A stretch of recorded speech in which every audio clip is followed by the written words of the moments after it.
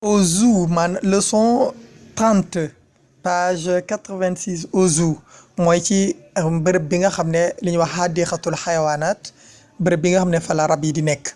Ce matin-là, une longue file de visiteurs attendait devant le portail du parc.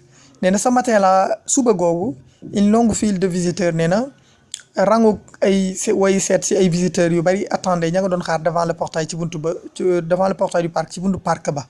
Comme li ñuy wax parc Hann. La plupart étaient des enfants accompagnés de leurs parents nee na ñi ci ëpp la plupart étaient des enfants ñi ci ëpp ay xale lañ moon accompagnés de leurs parents ñu àndoon ak seeni waajur.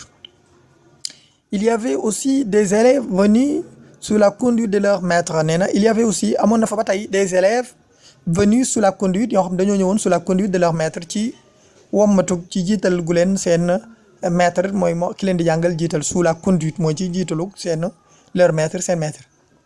Les vendeurs de friandises étaient également au rendez-vous nee na jaaykatu yu sew yi nag lekk yu sew yi lu mel ni ay beignet ak ay yooyu pom boog xeet yooyu mooy des friandises étaient également au rendez-vous nee na ñëwoon nañ ca rendez-vous ba tey mooy nekkoon nañ fa rek dégg nga était au rendez-vous mooy ñëwoon nañ fa rek. Tonton Simon alla payer les billets nee na tonton Simon demoon na fay billets yi.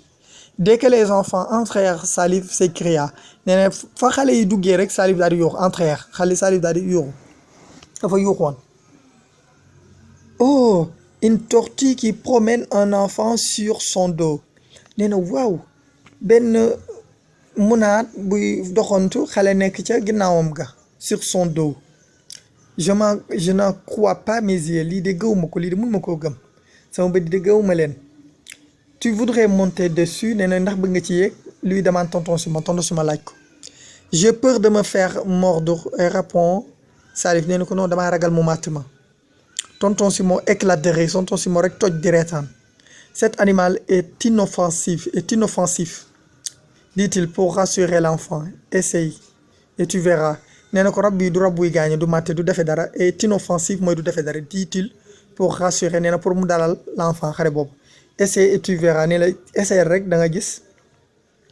Pendant que Salif se faisait porter par la tortue tonton Simon admirait l'agilité des singes nee na jamono ji xam pendant que Salif se faisait porter xam Salif yéegoon na waraloon nañ ko se faisait porter par la tortue yéegaloon nañ ko ca monade ba la tortue tonton Simon admirait ma nga doon yéemu ca ma nga doon xool l'agilité des singes ma nga doon yéemi ci ñawuk wala agile ku agile mooy ku xarala ci xaralak l'agilité des singes ci xaralak golo yi singe. Certains voltigeaient de branche en branche d'autres saisissaient au vol des graines d'arachide que leur lançaient les spectateurs nee na certains voltigeaient ñenn ñi dañ doon rapi li ñuy wax axfaxa yuux firu ñuy wax rapi dañu doon rapi voltiger certains dañoo voltiger de branche en branche di cëppi wala di rapi ci buñ jugee ci benn bànqaas demaat ci beneen bànqaas.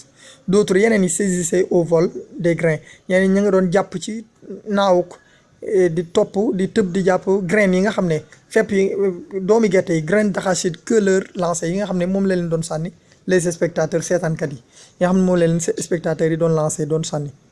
Tout à coup le rugissement d'un lion se fait entendre nee na tout à coup ci lu bettee rek yëmbum gaynde mu yuuxum gayndoo rek daal di yëngutu kay se fait entendre mooy daal di yëngutu daal di def ñu déglu ko mooy mu yëngutu rek. Salif saute du dos de la tortue et vient s'agripper à la veste de tonton Simon ne Salif tëpp ci ginnaaw monade bi rek daal di ñëw rek jàppandu kay ci veste à la veste de tonton Simon ci veste de tonton Simon bi s'agripper mooy jàppandu mu ne ko n'aie pas peur bul tiit tu es hors de portée des lions yi mënuñ laa jot fii tu es hors de portée des lions mooy lions yi mënuñ laa jot lui dit son oncle neen tonton wax ko loolu nijaayam. Salif et tonton Simon s'approchèrent de la cage des fauves nee na Salif ak tonton Simon nag daal di jege woon kaafuk maanaam rab yi fauve mooy rabu àll rabu soxor mooy ndegment. Il était fasciné par ces animaux qui s'ébattaient avec leurs petits nee na il était fasciné nee na dafa yéemu gu neex par ces animaux ci rab yooyu nga xam ne s'ébattaient dañ doon foofu avec leurs petits nga xam ne dañ doon foo di defaale ay bruit avec seeni doom ak seeni doom mooy s'ébattre mooy s'amuser en faisant des mouvements mooy di fo di defaale ay mouvements di cëppi daal di fo seenum foofu. Le promenade les conduisit près d'une cage où se trouvait un animal très laid nee na seen promenade seen doxantu boobu moo leen wommatoon ci wetu près d'une cage ci benn cage boo xam ne fa nga xamante se trouvait ma nga fa nekkoon un animal très laid rab bu ñaaw. As-tu déjà entendu parler de Bouki l'hyène ndax mas l'animal le plus gourmand de la terre de la forêt.